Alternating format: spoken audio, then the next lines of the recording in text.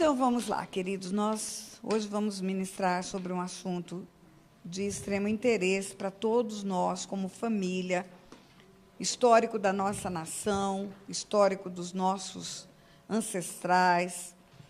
E eu vou começar contando uma história para você. Essa história, ela começou no estado de Rondônia e ela continuou aqui na IFOL. Essa história começa assim: eu fui ministrar em Rondônia um seminário de libertação. E aí, no primeiro dia, final de semana ministrando, no primeiro dia, eu fui abordada por uma pessoa na porta da igreja.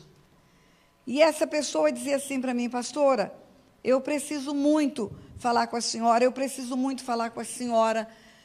porque o meu assunto é urgente, mas eu ia subir para dar aula, para ensinar, para fazer a ministração da palavra. E eu não tinha como atender aquela mulher, porque você não tem como dar um atendimento de qualidade. A pessoa fala: pastora, em 1 minuto eu falo com a senhora. Mas se ela tiver um poder de síntese bem grande, ela fala em 1 minuto. Mas você não vai atender uma pessoa em 1 minuto. É um desrespeito com ela.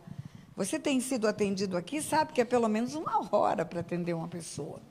Mas aquela mulher insistiu com tanta veemência que eu vi que havia uma aflição no coração dela. E eu falei com o pastor: pastor, estica um pouquinho o louvor para eu conversar com essa mulher. E ali mesmo, na porta da igreja, nós começamos a conversar. E ela falou: pastora, que Deus é esse que a senhora serve? A senhora é uma mulher de Deus e eu acho que a senhora tem respostas para mim. Que Deus é esse que eu me converti, que eu sirvo, que eu apresento meu filho para ele. E Deus está matando o meu filho. E eu falei: como assim? Ela disse: pastora, eu tenho um filho que tem 21 anos e esse filho está com câncer nos testículos. E ele tem um câncer que se alastra, é um câncer invasivo. Tentamos todo o recurso que podia para não operar, mas não tem solução. E nós estamos indo para Porto Velho para ele sofrer uma cirurgia mutilatória. Pastor, ele tem 21 anos, ele é solteiro, está noivo, não sei nem se vai casar mais depois dessa cirurgia. Pastora, ele é virgem, ele fez um pacto de santidade com o Senhor, ele nasceu no Evangelho. Ele e a noiva combinaram de não ter intimidades, só no dia do casamento. Pastora, meu filho nunca andou fora da presença do Senhor.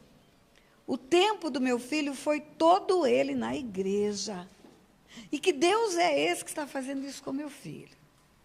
E à medida que aquela mulher falava, e chorando, e eu com pressa, e querendo socorrer aquela mulher, na minha mente só vinha uma frase: aborto, aborto, aborto. E aí eu perguntei para aquela mulher: me responde uma coisa, antes de gerar esse filho, você já fez aborto? Aí ela brigou comigo, ela reagiu com aspereza. Ela disse: pastor, eu não estou falando de mim, eu estou falando do meu filho. Eu me converti na juventude, tive experiência de não ser da igreja, mas o meu filho não, pastora. O meu filho nasceu no Evangelho. Os primeiros passos do meu filho foram no altar, pastora. E, de novo, aquela palavra aborto, aborto, e eu disse: minha irmã, não tenho tempo, só me responde, você fez ou não fez abortos antes de gerar esse filho? E ela relutou, e eu insisti, ela relutou, e eu disse: então, minha irmã, eu vou voltar para o templo, vou ministrar a palavra, você vai para Porto Velho, eu vou só orar pela vida do seu filho. Quando eu falei assim, como que desistindo dela, ela olhou para mim, me segurou pelo ombro, ela falou: pastora, eu fiz 5 abortos antes de gerar esse filho. E eu rapidamente falei com aquela mulher sobre aborto, falando com ela para tentar levá-la ao arrependimento. Ela falou: eu era jovem, eu não podia usar anticoncepcional porque eu engordava. E aí, pastora, eu engravidava e tomava uma injeçãozinha de Citotec e abortava. E eu fiz isso 5 vezes. E eu expliquei para ela aquilo que talvez você já tenha ouvido aqui, com o Cote, com outros pastores. Ela derramou o sangue de 5 filhos. E ela gerou aquele filho no ventre, onde ela matou 5 filhos. E ali conversamos, ela orou, chorou, fizemos uma oração, E aquela mulher foi para Porto Velho. E no material que eu tenho no YouTube, que não é esse material novo gravado, material antigo que tem aí nas publicações do YouTube, não no canal oficial, eu falo assim, e eu não sei como essa história terminou. Uma das poucas histórias que eu não sabia como havia terminado. Porque quase tudo eu tenho um retorno, um testemunho do que aconteceu. Muito bem, passaram 5 anos. Eu estava aqui na IFOL dando aula. Era uma aula de manhã, eu estava falando sobre heranças espirituais. E, de repente, quase no fim da minha aula, levanta uma mulher que estava sentada ali na porta do banheiro, naquela cadeira que fica ali. Ela levanta e vem e fica aqui do meu lado. E eu olhei para ela, não conheci, não sabia porque ela estava aqui do meu lado. Volta e meia alguém vem dar um aviso, alguém vai dizer quem vai ser atendida, essa história toda que você sabe muito bem. E eu olhei para ela e ela falou, a senhora não está me conhecendo? Eu falei, não, querida. Ela falou, pois eu sou aquela mulher de quem a senhora está falando, lá de Vilhena. E eu vim contar para a senhora o fim da história. Ela falou, pastora, depois que nós oramos, eu viajei, fui para Porto Velho. O câncer que estava desenvolvendo no meu filho, ele crescia muito rapidamente. Quando chegamos em Porto Velho, o médico quis fazer um exame novo, antes da cirurgia, que seria na quarta-feira. Quando ele fez a ultrassonografia, o tumor estava metade do que estava no último exame. E o médico falou, não é possível, esse tumor não diminui, ele pode não ter aparecido por inteiro na imagem. Nós vamos fazer de novo para saber a extensão da cirurgia, até onde a gente vai com a cirurgia. E aí pediu uma ressonância magnética, porque não confiou no ultrassom. Marcou para daí 3 dias. Ela falou, pastora, quando fez a ressonância magnética, o tumor estava murcho, igual uma laranja, que perdeu tudo que tinha dentro. Ela falou, para encurtar a história, pastora, meu filho não operou, o tumor sumiu. Meu filho está casado. A esposa dele está esperando o primeiro filho. E aí olhou para aquele monte de gente que estava sentado aqui, como você, e falou, e vocês confessem os pecados de aborto de vocês também, para que gerações futuras não sofram consequência do que vocês fizeram. E aquela manhã terminou com todo mundo que tinha uma história de aborto querendo falar sobre isso, procurando alguém para confessar o seu pecado. E é sobre isso que eu quero falar com você nessa manhã. Eu quero te dar um versículo bíblico. Esse versículo está em Deuteronômio 22, versículo 8. Deuteronômio 22, versículo 8. Quando edificares uma casa nova, farás um parapeito no eirado, para que não ponhas culpa de sangue na tua casa, se alguém, de algum modo, cair dela.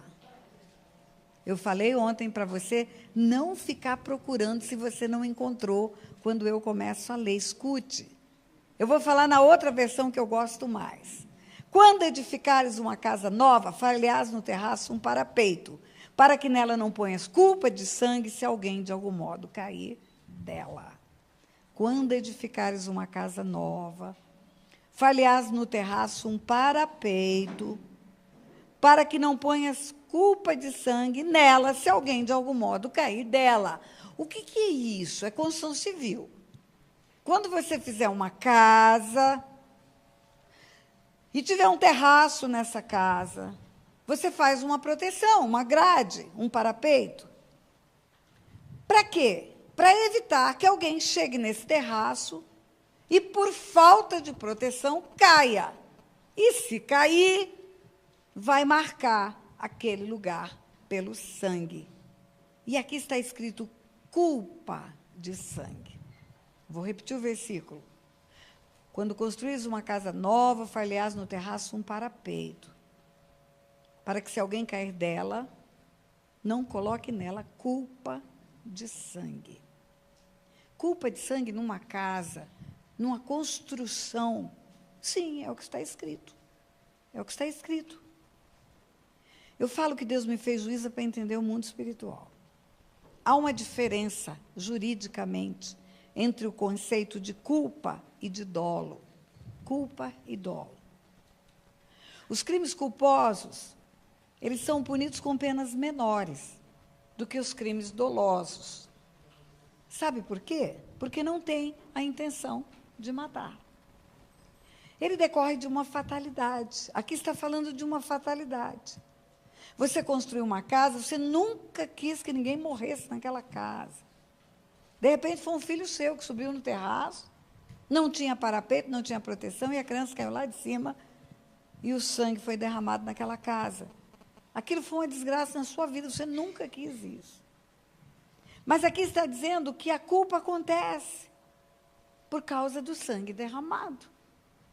Não é porque eu quis ou não quis que alguém morresse. Nos crimes culposos, existe um elemento que não depende da minha vontade, que é a fatalidade, mas existem elementos que dependem e que poderiam ser evitados se eu aplicasse. A imprudência, a negligência, a imperícia resultam em crimes culposos. O crime culposo não resulta da vontade de matar, mas da negligência, da imprudência e da imperícia. Aqui houve uma imprudência e houve uma negligência.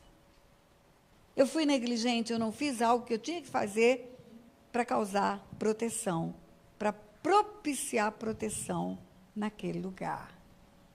E o que são os crimes dolosos? Intenção de matar. Existe uma figura jurídica que fala, houve o nexo de causalidade. Nexo de causalidade. Os passos foram dados para atingir o resultado. Você obteve os meios para ter o fim. Você planejou, você premeditou, você comprou a arma, você escolheu o lugar, você mandou a mensagem pelo WhatsApp chamando a pessoa para aquele lugar, e você matou com tudo desenhadinho, planejadinho na sua cabeça. Então, vamos lá. Uma casa material, casa física, casa construção. No caso da culpa, eu não quero matar, mas eu não fiz o parapeito. Ainda assim, mesmo eu não tendo tido vontade de ter o resultado, essa casa ficou marcada pelo sangue. Quando Deus fala de família, Ele fala casa. Eu e a minha casa serviremos ao Senhor, não é eu e meu prédio, é eu e a minha família.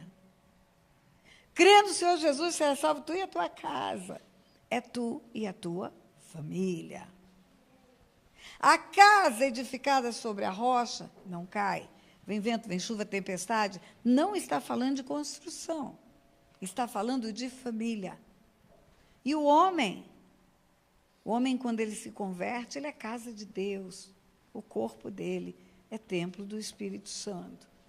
O conceito de casa, ficar infestado por espíritos de morte, quando eu não desejo matar, mas ocorre. Transfere isso para a casa família ou para a casa corpo.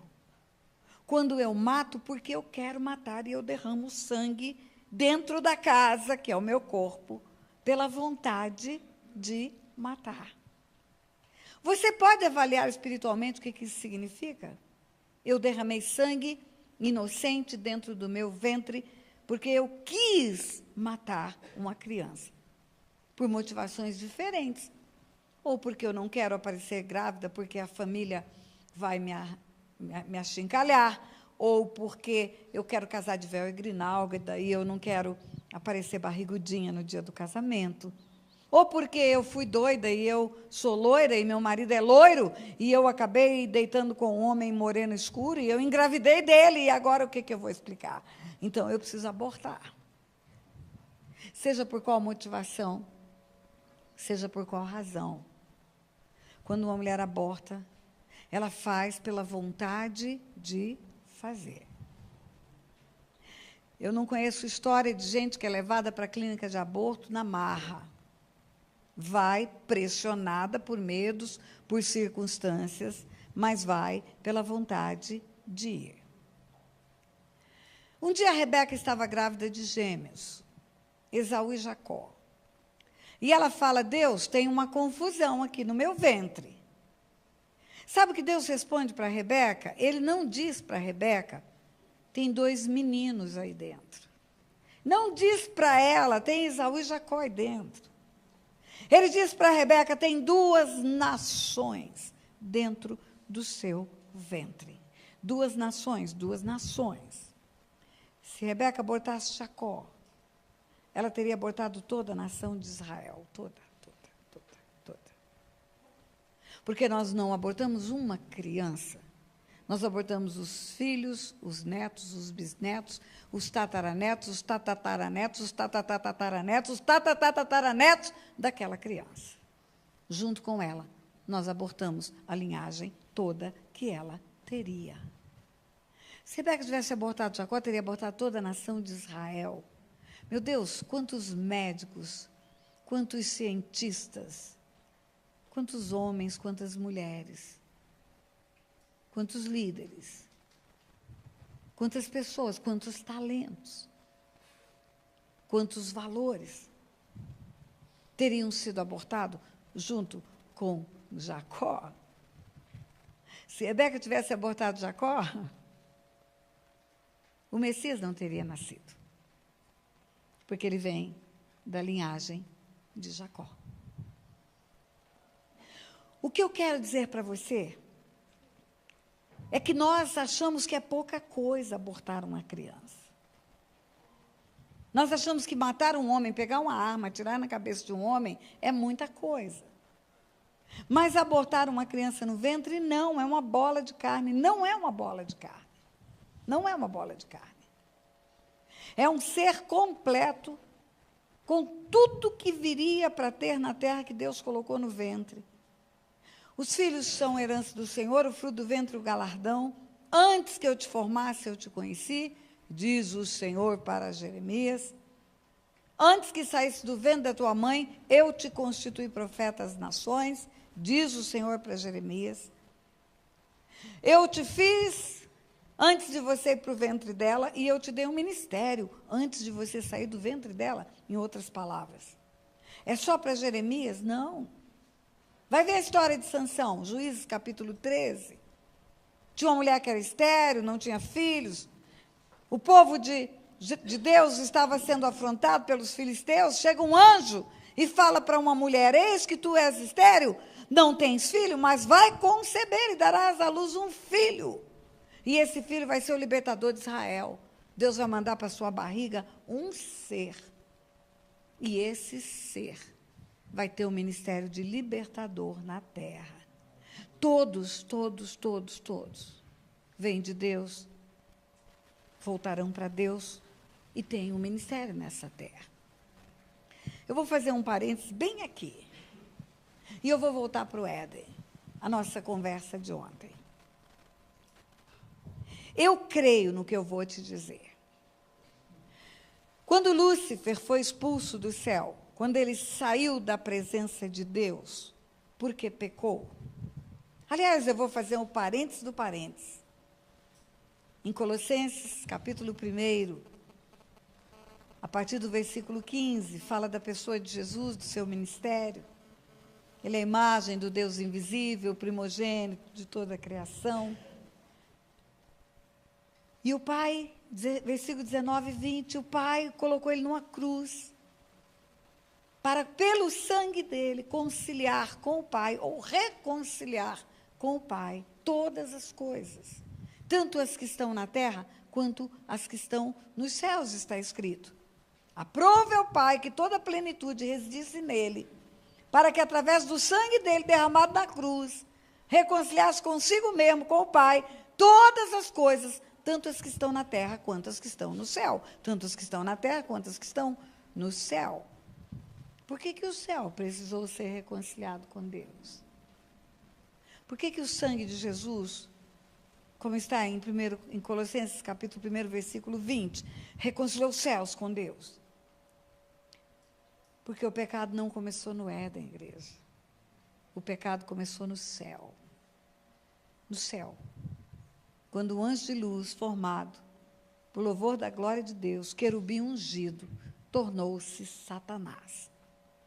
Lá começou o pecado. E quando esse anjo pecou no céu, ele foi expulso. E ele teve dupla condenação. A primeira é a perda da presença de Deus. Expulso foi. E a segunda, um lago de fogo e de enxofre por toda a eternidade. Primeiro, separa-se de Deus. O salário do pecado é a morte é a separação de Deus. Segundo, no final dos tempos, vai ser aprisionado no lago de fogo e de enxofre por toda a eternidade. O Senhor Jesus fala, eu estou vivo, estive morto, e tenho comigo as chaves da morte e do inferno. Com essas chaves que ele tem nas mãos, ele vai aprisionar Satanás num lago de fogo e de enxofre por toda a eternidade. E esse ser espiritual, que foi expulso do céu, porque houve guerra no céu, para expulsar esse ser espiritual, quando ele veio para a terra, ai do céu, ai da terra e do mar, porque foi expulso para cá. Quando ele veio para cá, ele veio com o aprendizado de o que acontece quando um ser criado por Deus resolve pecar. Primeiro, perde a presença de Deus. Segundo, um lago de fogo e de enxofre por toda a eternidade. Primeira parte da condenação, perda da presença. Segunda parte da condenação, lago de fogo e de enxofre por toda a eternidade. E eu creio que com esta convicção, com esse entendimento, ele levou o homem ao pecado. Ele viu Deus formar o homem. A imagem e semelhança de Deus, ontem falamos, para ser filho. Ele viu o que Deus fez. Ele viu Deus fazer o planeta e depois de ter feito tudo, também disse Deus, façamos o homem à nossa imagem conforme a nossa semelhança. Ele viu o amor de Deus pelo homem e o cuidado de Deus. Quando Deus providenciou tudo, entregou para o homem dominar. E ele teve um plano. Eu creio no que eu estou lhe dizendo, mesmo não estando escrito, mas eu creio nisso. Qual foi o plano? Eu vou levar o homem a pecar. E se eu consigo fazer o homem pecar, Deus, que é um justo juiz, vai ter que puni-lo igual puniu a mim, um anjo. Qual é a punição? Separação de Deus, primeira parte. Segunda parte, um lago de fogo e de enxofre por toda a eternidade. E ele viu Deus tirar o homem do Éden depois do pecado. Ele viu a primeira parte. Deus tirou o homem da sua presença. Éden significa presença de Deus. E eu creio que ele aguçou os ouvidos para escutar Deus dizer, e agora o homem está irremediavelmente condenado a um lago de fogo e de enxofre por toda a eternidade. E qual não foi a surpresa do diabo? Eu creio que ao invés de escutar Deus proferir uma sentença de condenação a um lago de fogo e de enxofre por toda a eternidade, ele escutou Deus dizer, da barriga da mulher nascerá o que pisará a cabeça da serpente. Eu vou te dar a oportunidade de glorificar Deus mais alto. Não, eu vou falar de novo para você repetir. Qual não foi a surpresa do diabo, ao invés de escutar Deus dizer, e agora você está condenado a um lago de fogo e de enxofre por toda a eternidade, o diabo escutou Deus dizer que da barriga da mulher nasceria o que pisaria da cabeça da serpente.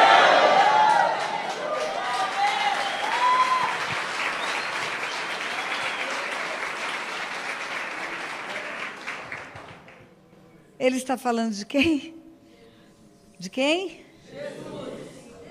Ele não está falando só de Jesus. Ele não está falando só de Jesus. Ele tinha dito ao homem, crescei, multiplicai, enchei a terra, dominai-a.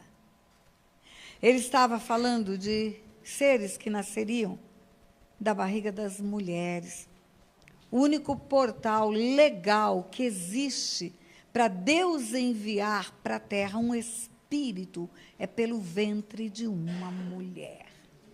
O único portal legal para um espírito vir para a terra da parte de Deus é pelo ventre de uma mulher. Não é só para Jeremias que ele fala, antes que eu te formasse, eu te conheci, e antes que eu te tirasse do ventre dela. Não é só Davi que fala, o Senhor estava tecendo os meus ossos no ventre da minha mãe, e já sabia todos os meus dias. Ele não estava falando só do ventre de Maria, de onde nasceria o Messias, que venceria o diabo na cruz.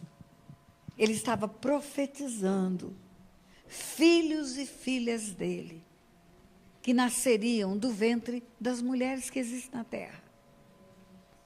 E que quando se convertessem, quando voltassem para ele, teriam o poder de serem feitos filhos de Deus.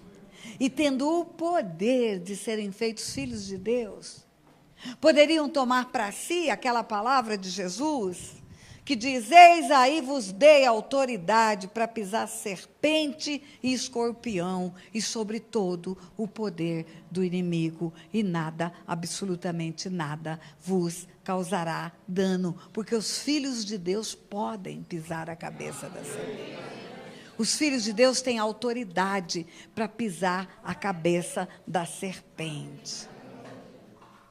Eu não sei se você está entendendo o que Deus está falando nesse lugar. Mas o que eu quero dizer para você é que eu acredito que quando a barriga de Eva começou a crescer, anjo não se casa, não se dá em casamento, não tem anjo e anja, e não tem anjinho.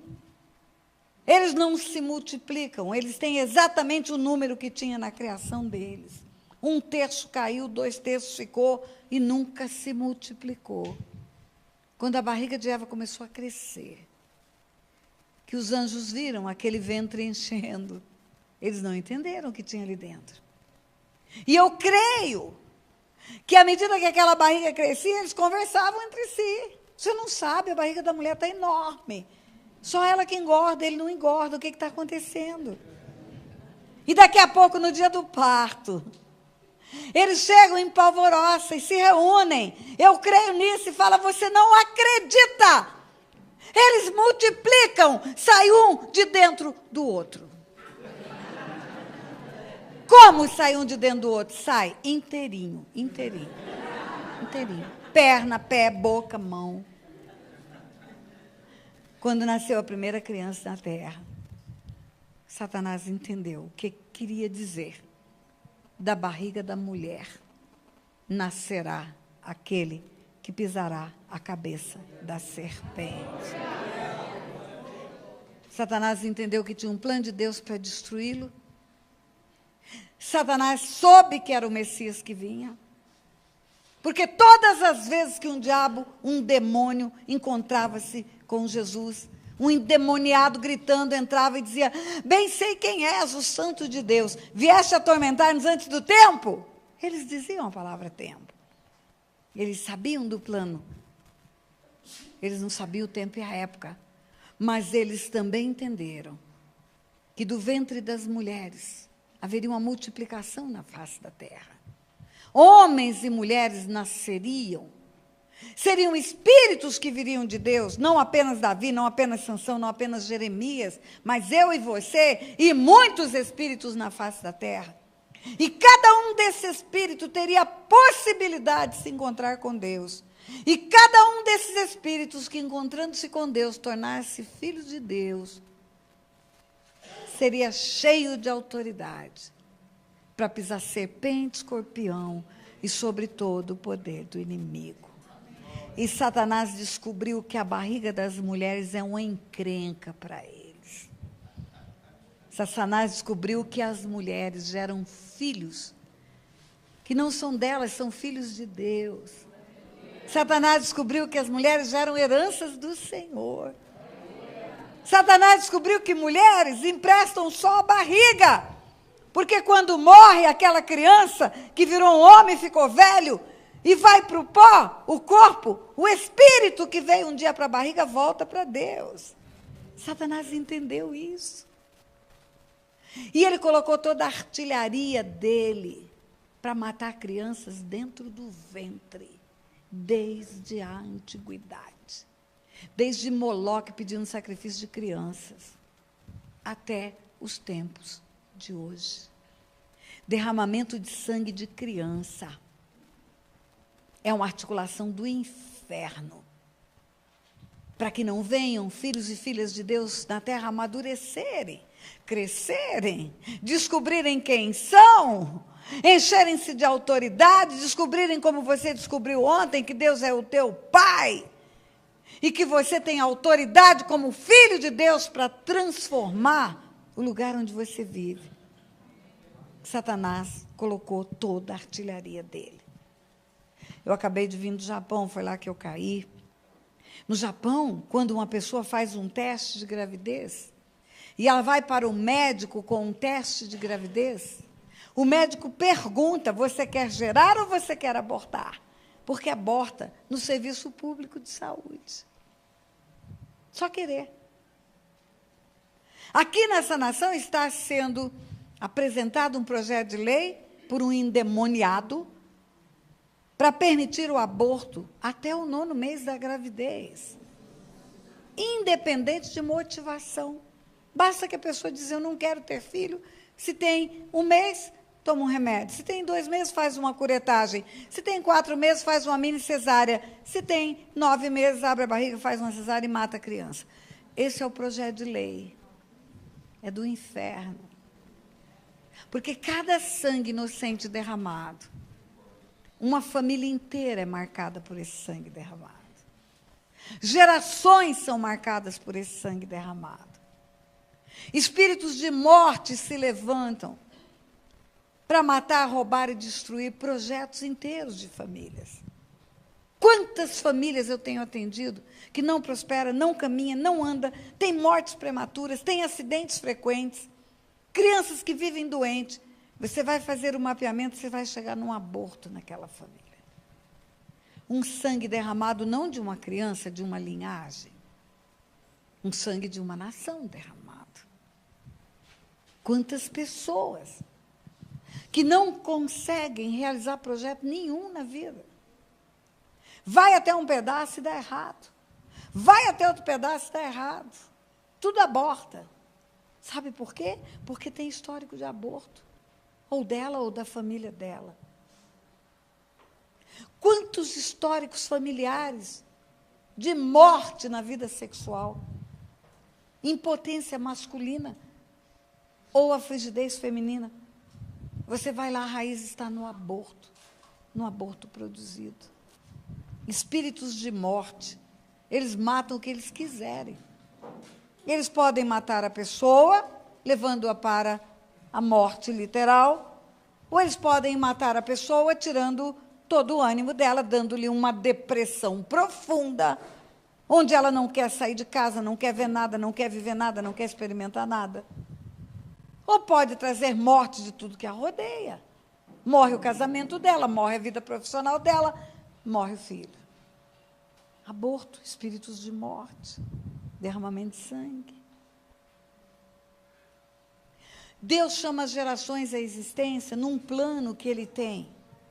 A Bíblia fala que quando Paulo esteve em Atenas, ele foi ao Areópago, Atos 17. Está escrito isso. A partir do versículo 22. E os atenienses tinham muitos altares no Areópago, era o lugar da idolatria deles. E ali tinha um altar vazio, inscrito ao Deus desconhecido. E o apóstolo Paulo, como bom evangelista, usou aquele altar vazio, aquela inscrição ao Deus desconhecido, para falar do Deus dele. E ele fala, varões atenienses, em tudo vos vejo religiosos. E passando aqui, viu o objeto dos vossos cultos, e viu um altar que está escrito ao Deus desconhecido. E ele diz, esse que vocês adoram sem conhecer, é justamente o que eu vos anuncio. E aí ele vai falar do Deus dele. Esse Deus não pode ser feito por mãos humanas, nem é servido de mãos humanas. Porque de um só, ele fez toda a raça humana. E estabeleceu os tempos determinados e os limites da sua habitação. Tempos determinados é quando, é data, é agenda. No tempo determinado eu vou fazer isso, no tempo determinado vai acontecer. Ele estabeleceu os tempos determinados e os limites da habitação. Vai nascer quando e aonde? Em Adão. Deus já tinha planejado que neste tempo, nesta época, no século 21, no começo do século 21, haveriam 7 bilhões e meio de pessoas vivas sobre a face da Terra. Mas ele planejou mais do que isso. Os que foram abortados eliminaram linhagens. Deus chama as gerações à existência. É uma agenda dele, é um plano dele. Quem vai nascer quando e aonde? Vai nascer em tal época, em tal lugar. E ele manda o espírito para a barriga. Vai nascer em tal época, em tal lugar, e ele manda o espírito para a barriga. Vai nascer em tal época, em tal lugar, ele manda o espírito para a barriga. Um aborto interrompe um projeto de Deus para a humanidade. Um aborto não só é uma oferenda para Satanás, mas é uma afronta ao plano de Deus para a humanidade. Uma mulher que tem 5 abortos, como aquela mulher. Vamos imaginar que cada filho que ela entregou para a morte tivesse uns 2, 3 filhos. Vamos dizer 2. Então, os 5 que ela matou, cada um teria 2. São 15. E cada um do que os filhos teriam mais 2. E você vai chegar numa progressão geométrica. Quando você chegar na 4ª geração, você vai ver a quantidade de morte que houve naquele aborto, naquele derramamento de sangue. E eu quero dizer algo a você. Eu falo que Deus me fez juízo para entender o mundo espiritual. Não é preciso que você pratique o crime com as suas mãos. Basta que você favoreça o crime. Você é cúmplice. Vamos imaginar uma criança. Vamos imaginar que tem uma criança aqui de 1 mês de idade. Tem uma pessoa com a criança no colo. Essa criança tem 1 mês de idade. Todo mundo acha lindo uma criança de 1 mês de idade.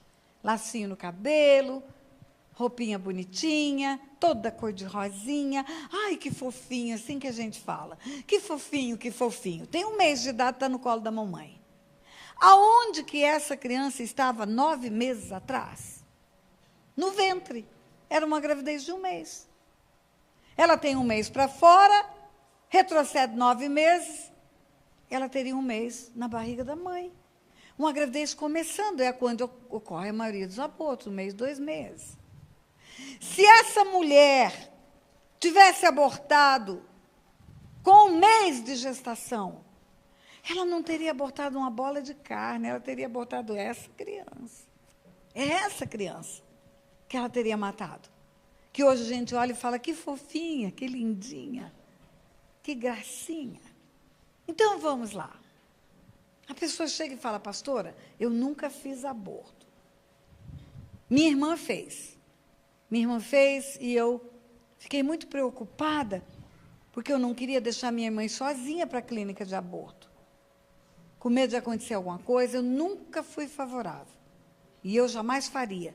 Mas eu acompanhei a minha irmã numa clínica de aborto. Não tem problema, né, pastora? Tem. As mesmas consequências que vêm sobre a sua irmã, vêm sobre a sua vida. Como assim, pastora? Como? Vamos pegar essa criança que já nasceu, que tem 1 mês de idade. Esquece da criança no ventre. Vamos pegar essa criança agora. Sua irmã diz assim, eu não quero esse filho, eu não desejo mais essa criança, e eu quero matar essa criança, e eu vou levar ela para um lugar especial para matarem ela. Você vai comigo para eu não ir sozinha? É a mesma coisa. Pastora, eu não acompanhei ninguém para fazer aborto. Eu tinha uma colega de trabalho. Essa colega, ela engravidou, ela tinha uma vida toda desregrada, ela engravidou, pastora. E aí, eu estou escutando lá, eu não me meti, eu até fingi que não entendi, para não deixá-la constrangida. Eu só soube do aborto. Você fez alguma coisa para impedir isso? Não, pastor, eu não me meti. Pois então, você tem consequências espirituais também, pela sua omissão. Como assim, pastora? Eu não tenho nada com isso. Não. Imagina você estar na mesma sala que está essa mulher com uma criança no braço de 1 mês. E ela fala para todo mundo que ela vai matar essa criança. E você sabe, você tem a notícia do crime. E você não faz nada. Você fica de braços cruzados esperando o crime se consumar. E você acha que você não tem responsabilidade. Tem. O homem fala assim, pastora, eu não me meti. É o corpo dela, é a barriga dela. Ela tomou a decisão. Era meu filho, eu sei que era meu filho, e eu não me meti porque eu deixei ela fazer a escolha. Ah, é? Se a sua mulher pegasse um filho seu, de 5 aninhos de idade, e falasse, eu vou contratar um pistoleiro para arrebentar a cabeça dessa criança, você diria, ah, ela que sabe, ela é a mãe, ela que gerou, ela que resolve, ela que faz. É a mesma coisa. No mundo espiritual é a mesma coisa. A criança no ventre é um ser enviado por Deus, completa. Ela só não estava do lado de fora. Ela está do lado de dentro. Um dia, nós fizemos um jejum pela igreja em Resende. Não é por um ministério. Por todos os ministérios da cidade de Resende. Deus nos pediu esse jejum. Um grupo de pessoas entrou num jejum muito, muito grande por causa da igreja. Porque estavam acontecendo coisas terríveis no meio da igreja. Tinha acontecido algo terrível, uma igreja foi lacrada, fechou as portas. O Ministério Público botou lacre na frente da igreja. O Jornal Nacional tocou no assunto, porque uma pessoa caiu dentro da igreja e o pastor achou que a pessoa estava endemoniada e ficou lá expulsando demônio, e a pessoa caiu numa crise epilética, teve traumatismo craniano e morreu dentro da igreja, por falta de discernimento espiritual daquele pastor. Não sabia discernir o que é natural do que é espiritual. E a igreja em Resende começou a sofrer muitos ataques. E Deus nos pediu um jejum. A morte chegou dentro da igreja. O espírito de morte veio e matou uma pessoa dentro da igreja, no fim de um culto. Pastores morrendo. Pastores com câncer. E o Senhor falou, ora, jejua. E chegou o dia do meu turno. Nós tínhamos turnos de oração. E chegou o dia do meu turno, e nós deixávamos o Espírito nos conduzir, porque nós não sabíamos por que a gente pedia perdão. Nós não sabíamos, eram pecados ocultos da igreja. E o Espírito Santo falou comigo, peça perdão pela morte dos primogênitos. E a minha reação na hora, esse negócio da minha cabeça, isso não é o Espírito Santo de Deus. Porque quem que matou os primogênitos foi Deus. Foi Deus que enviou o espírito destruidor para o Egito para matar os primogênitos. Agora eu vou pedir perdão pelo que Deus fez? Quem sou eu? Mas o espírito fala, não é os primogênitos do Egito que eu estou falando para você pedir perdão. Não é aquela história. É para pedir perdão pela morte dos primogênitos dos filhos do meu povo. Porque com a morte dos primogênitos, eles abriram janelas espirituais para espíritos de morte que hoje estão trazendo o que estão trazendo para a igreja aqui em Resende. E eu fiquei sem entender direito. Mas o Espírito me esclareceu.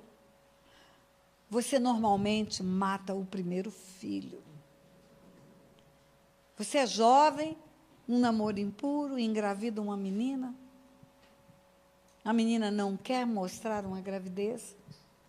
Depois ela toma juízo, vai usar um preservativo, mas no começo nem tem preocupação. E o índice altíssimo dos abortos é do primogênito. É a morte do primeiro filho. E Deus falou, as minhas filhas vêm e casam de véu e grinalda.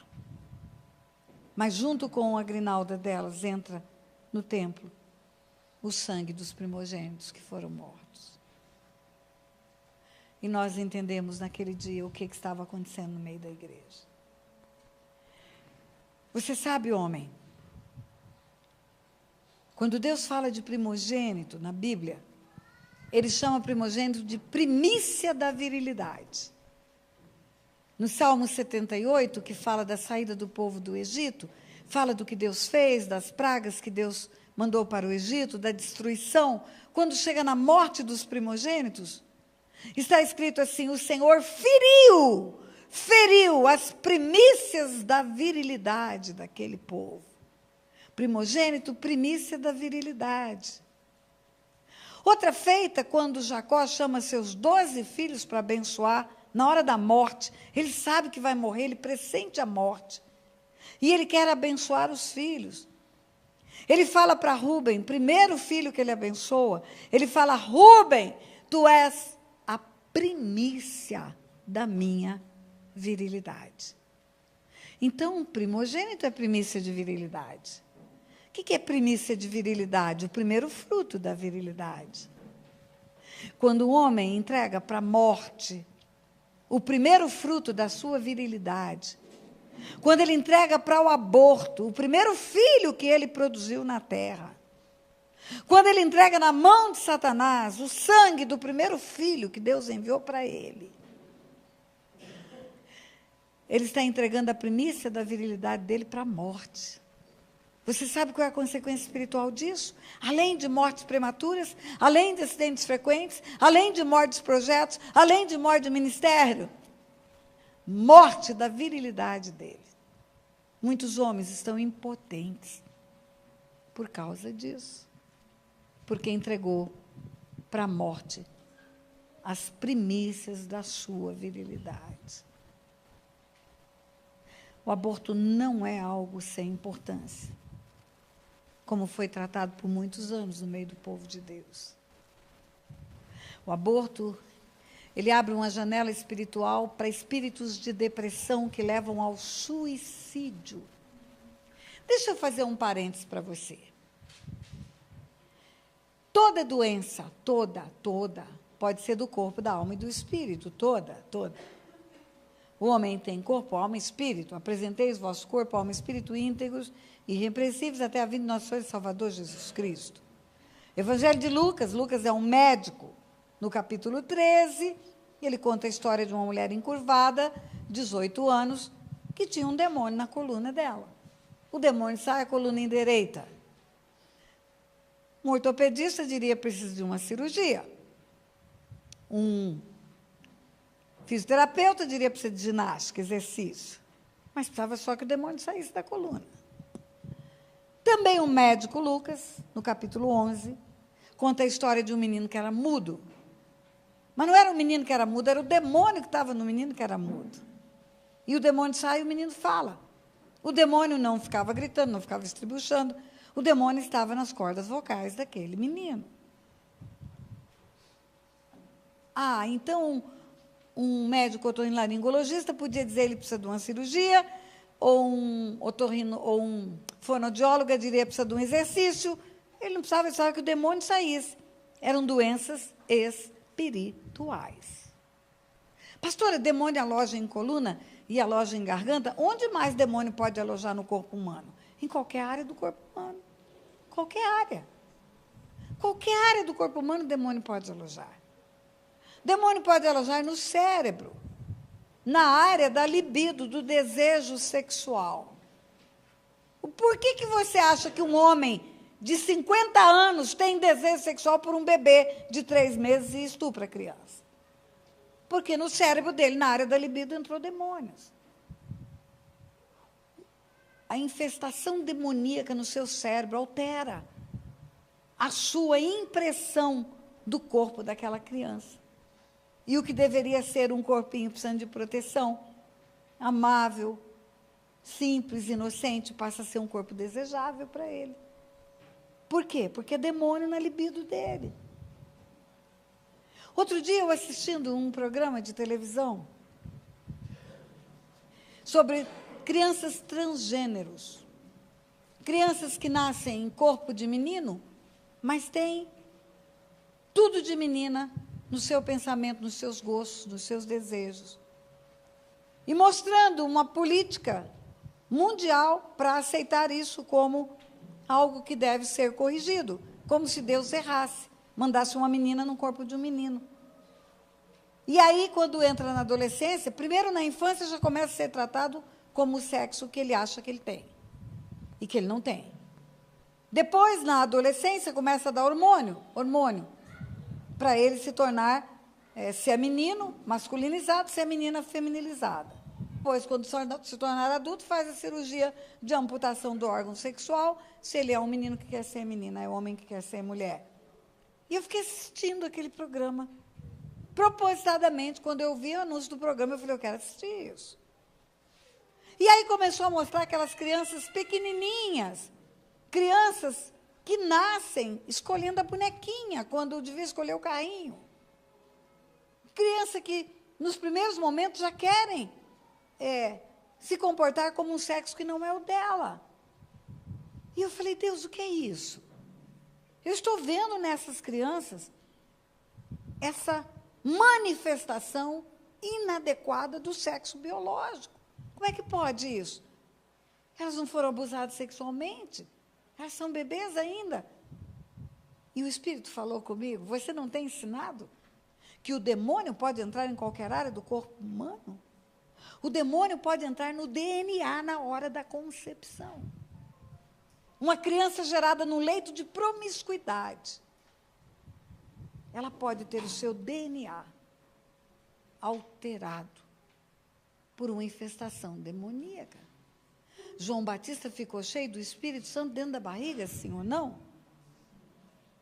Então na barriga existe um contágio espiritual.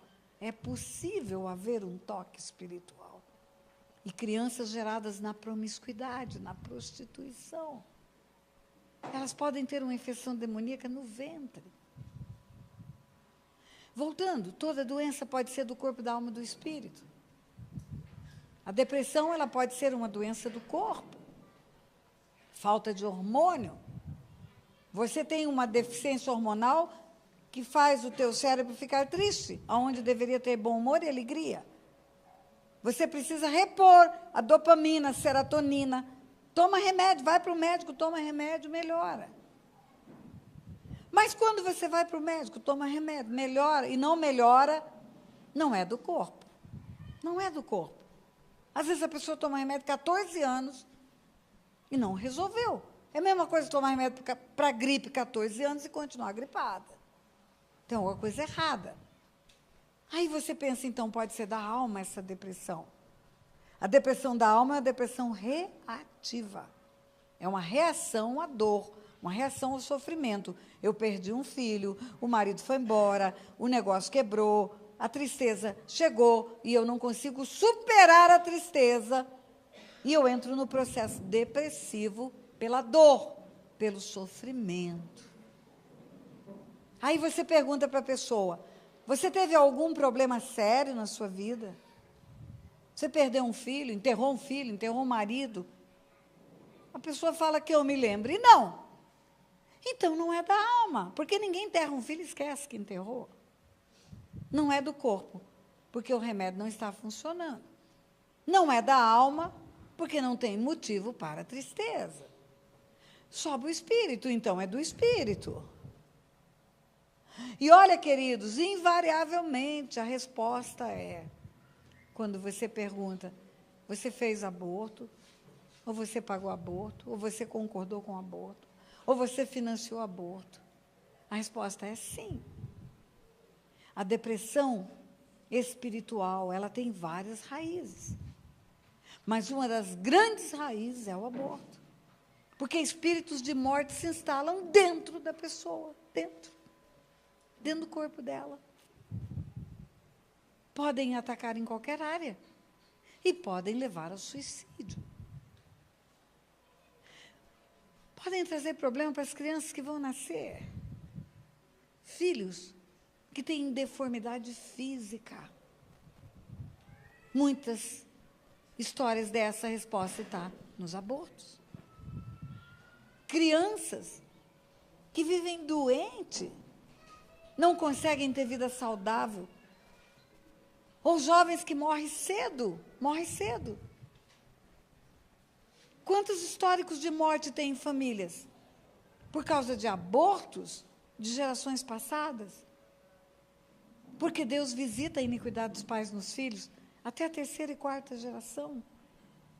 Lógico que você não tem mais dúvida disso, o pastor Cortes está ensinando isso desde o começo da IFOL, sobre maldição, sobre maldição, sobre maldição. A única coisa que eu quero acrescentar para você sobre maldição, porque eu estou falando de aborto e eu estou falando da maldição que vem do aborto, é que quando nós confessamos o nosso pecado para Deus, só para Deus, só para Deus, nós temos uma resposta de vida eterna. Quando nós confessamos o pecado para outra pessoa, e há concordância na terra, e consequentemente há concordância no céu, nós podemos desligar a história espiritual, no mundo espiritual. E aí, além da vida eterna, nós podemos ter vida abundante aqui e agora.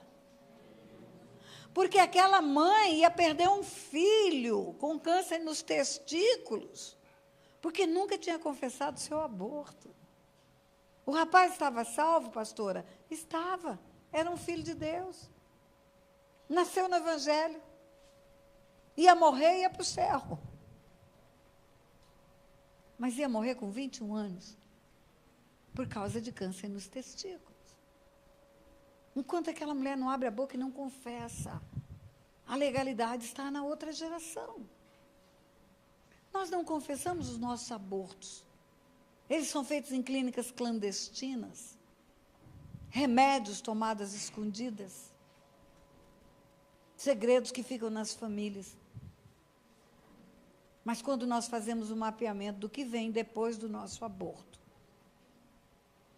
eu não conheço uma história de um aborto numa família que o preço não tenha sido alto pago por alguém naquela família.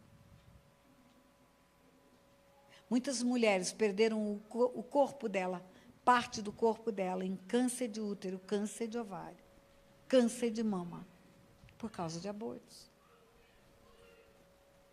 Muitas mulheres perderam a capacidade sexual, eram completamente fogosas no tempo do namoro, até o aborto.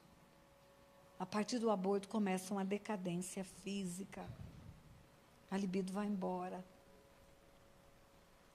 O aborto, queridos, ele elimina gerações, ele atrai espíritos de morte, ele deixa um legado de morte, enfermidade, doenças e acidentes para 4 gerações. E ele é o pecado mais escondido que eu conheço. Dificilmente uma pessoa aborta, chega em casa, reúne a família e fala, eu abortei. Eu não conheço nenhum caso. Dificilmente uma jovem que abortou na sua juventude, agora está casada com outra pessoa, que não é o pai da criança que ela abortou, ela chega para esse novo marido e ela fala, eu matei um filho antes de te conhecer. Dificilmente um homem que entregou o dinheiro para uma pessoa fazer um aborto, ele vai contar que fez isso para alguém. E Satanás segura pela nossa mordaça, pela prisão que ele coloca na nossa boca. O dia que aquela mulher levantou e veio aqui à frente, ela falou, meu filho ia morrer. Único filho. Como é o único filho, sabe o que o diabo ia fazer? Ia acabar toda a geração daquela mulher. Ela matou 5 no ventre, sobrou um, que veio depois dos 5, porque ela já era uma mulher madura quando gerou ele. E agora Satanás mata ele com um câncer de testículo, ou não mata, mas leva toda a possibilidade dele procriar. Ele não pode mais procriar porque vai retirar os testículos. Sabe o que Satanás faz com isso? Mata toda a linhagem futura. Naquela mulher acaba a geração dela. Você entende o plano do diabo? Pastora, eu já abortei. Não aconteceu nada comigo. Eu tenho saúde, eu tenho vida sexual, minha vida está muito bem, obrigada. Pois eu quero te dizer, o risco não é só de acontecer com você, é de acontecer com 4 gerações. Você vai esperar acontecer com um filho, com um neto, com um bisneto e com um tataraneto? Eu estava em Recife ministrando para mulheres e eu falei sobre aborto. E aí tinha uma médica no meio delas. Quando terminou a palavra, a médica veio me procurar no final da reunião, porque eu enfatizei que o sangue derramado fica espiritualmente dentro da gente. E é esse sangue derramado que atrai os espíritos de morte. E ela falou para mim, pastora, tudo que a senhora falou, tudo bem, mas essa história de sangue dentro da gente, pastora, isso aí é muito difícil para mim, que estudei biologia, que conheço o corpo humano, acreditar que possa ter um sangue dentro de alguém. Minha irmã, é um sangue espiritual. O sangue que clama diante de Deus é espiritual também. O sangue que marca a casa e bota a culpa de sangue é espiritual. Você pode passar o rodo, lavar, no mundo natural ele vai sair, mas no mundo espiritual ele está lá. Ela disse, pastora, eu fiz aborto. Eu sou médica, meu marido é médico, nós temos uma clínica. E nós atendemos muitas pessoas, nossa vida está muito próspera, temos filhos adolescentes. E eu engravidei fora de hora. Houve uma falha lá da pílula que eu tomo, muita gente engravidou com a pílula naquele tempo, e eu engravidei. E nós, juntos, de comum acordo, resolvemos que não era hora de ter uma criança. Ia atrapalhar a nossa vida profissional. E aí nós escolhemos o aborto. E como eu demorei para descobrir que eu estava grávida, nós fomos a um colega, e o colega fez a curetagem.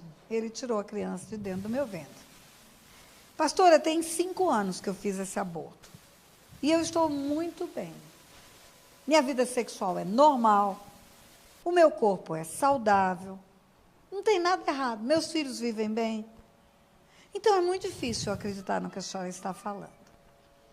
Eu falei para ela, querida, eu tenho uma sugestão para você. Vamos orar. Vamos orar e vamos fazer uma oração colocando Deus à prova. Porque se eu estou errada, eu tenho que parar de ensinar isso. Eu tenho tanta coisa na palavra para ensinar. E eu não quero ensinar coisas que não têm fundamento. Agora, se eu estiver certa, pode não ter acontecido nada com você ainda. Ainda. Pode ser que até o 5º ano você não tenha câncer. Mas no 7º você tenha. Pode ser que até no 5º ano que você fez esse aborto, nenhum filho seu tenha sofrido um acidente com morte ou perda de membros. Isso é muito comum em quem fez aborto.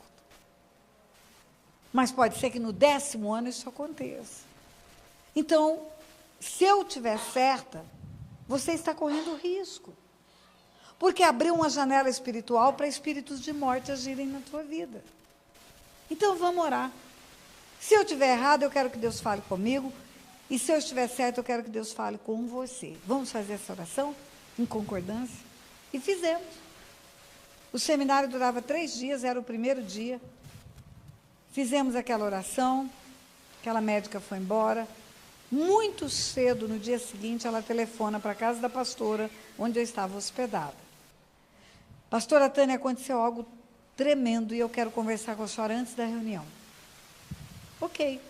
Pode vir aqui na casa onde eu estou hospedada, vamos juntos para a igreja. E ela chegou lá e ela contou a seguinte história. Ela falou, pastora, cheguei em casa, tomei meu banho, jantei, fui dormir.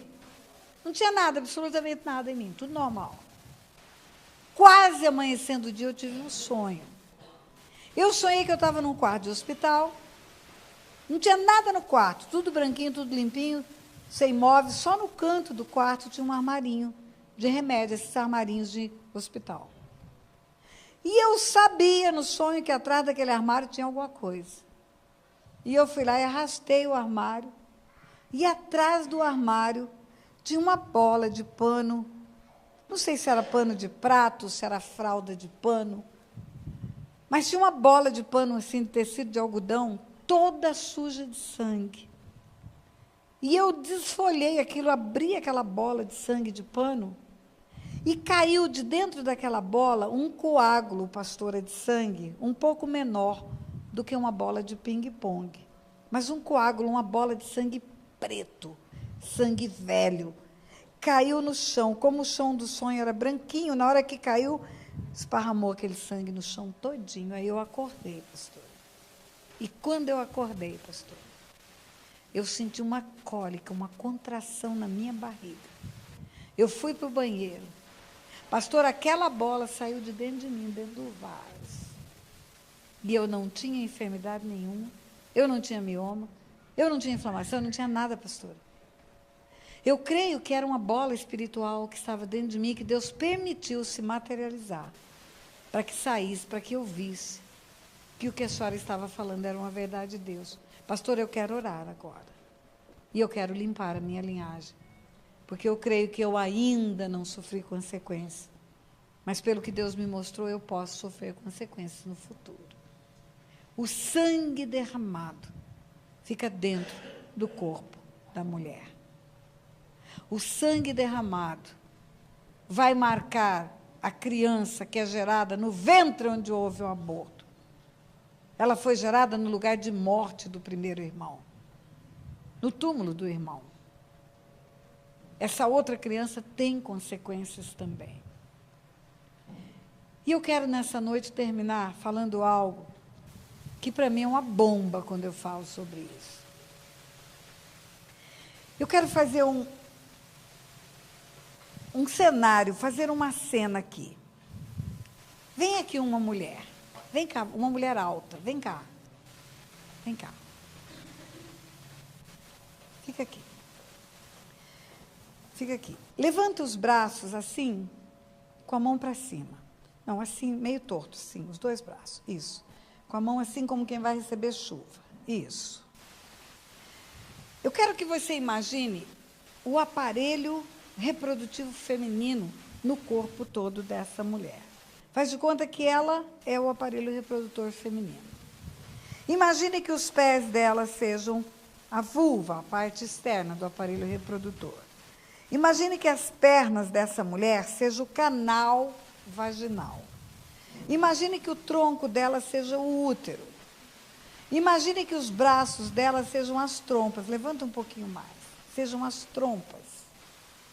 E imagine que aqui tem uma bolinha de pendurada e aqui tem outra bolinha que são os ovários.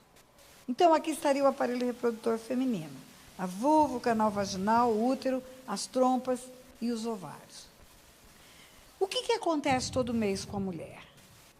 Todo mês tem uma ovulação, um óvulo amadurece. É diferente do homem. O homem produz espermatozoides, a mulher não. A mulher nasce com tantos óvulos quanto ela vai menstruar na vida dela, quanto elas vai ter. Um mês é desse lado, um mês é desse lado. Um mês é o ovário direito, outro mês é o ovário esquerdo. O que acontece quando ocorre a gestação? Vamos imaginar que não aconteceu ainda a gestação. Esse ovário começa a produzir o seu ambiente para liberar o óvulo. O óvulo cai aqui nas trompas. Aqui tem cílios, os dedos são como cílios que ficam empurrando. Eles ficam empurrando esse óvulo para cá. Quando esse óvulo é liberado, o útero dessa mulher começa a ser preparado para uma gravidez. Ocorre uma vascularização, microveias começam a se multiplicar, começa a encher de tecido fofo aqui dentro. Se ocorrer a gravidez, se esse óvulo chegar aqui fecundado, essa preparação toda aqui vai ser a placenta. Se não ocorrer a gravidez, essa preparação toda vai ser a menstruação. Então, a menstruação não é o óvulo. A menstruação é o interior do útero, o endométrio, que é preparado para receber a criança. Aonde que ocorre a gravidez? Aonde que junta óvulo e espermatozoide? Vamos imaginar que aqui seja a trompa, eu vou dividir em 3 partes essa trompa. 3 pedaços iguais. A gravidez se dá no terço distal. O que é terço distal? A terceira parte mais longe, essa aqui. A gravidez ou a fecundação, o encontro do óvulo com o espermatozoide, se dá nesse lugar.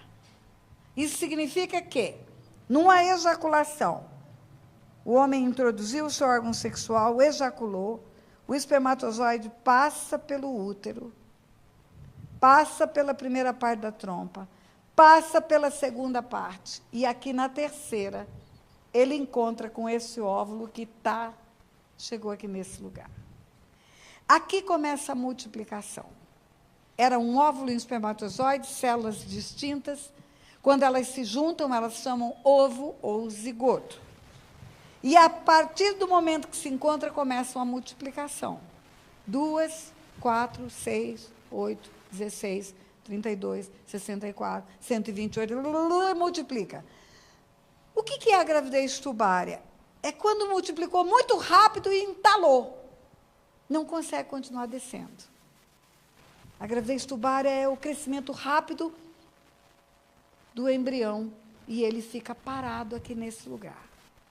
Antigamente era a morte certa, hoje a medicina já trabalha com a possibilidade de tirar ele daqui e colocar ele aqui.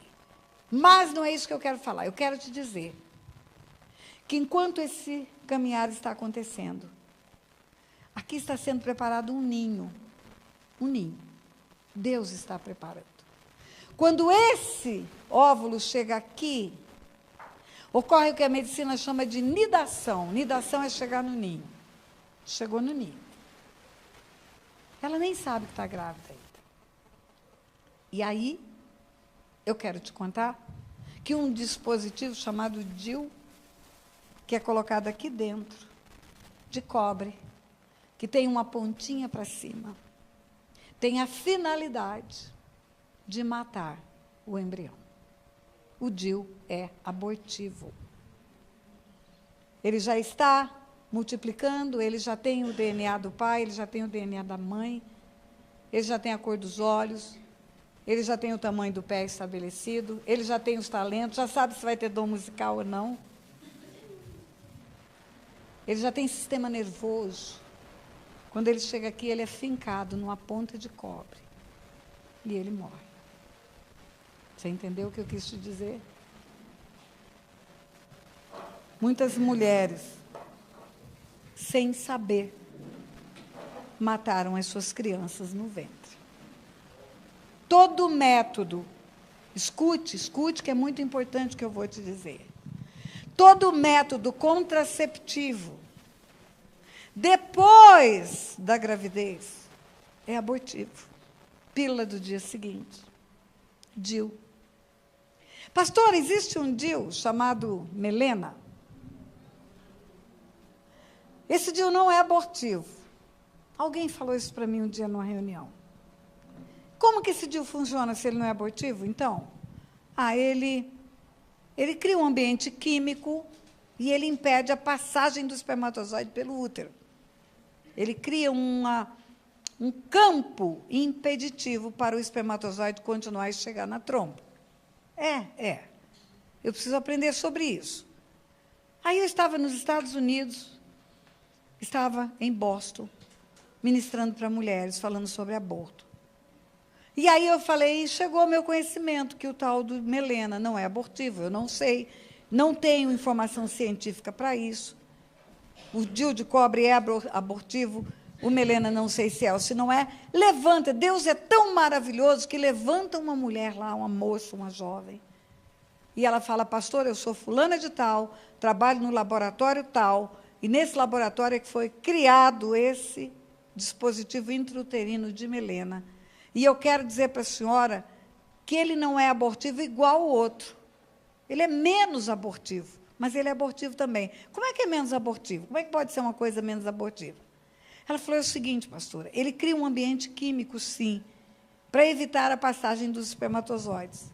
Mas tem um número reduzido de espermatozoides mais fortes que conseguem passar. E eles chegam até o final e eles geram. Encontra com o óvulo. Aí, quando volta, o ambiente químico mata na volta. Então, vamos dizer que ele seja 5% abortivo. Ele é abortivo. 1% abortivo, ele é abortivo. Todo método que faz alguma coisa depois que gerou é abortivo. Tem que ser antes. Por que diferença tem a forma como eu mato, por asfixia ou por estrangulamento? Uma faca no peito ou um travesseiro na cara. Não tem diferença no mundo espiritual. E muitos de nós, por ignorância, vivemos uma vida de prisões espirituais. Meu povo perece por falta de conhecimento. De conhecimento.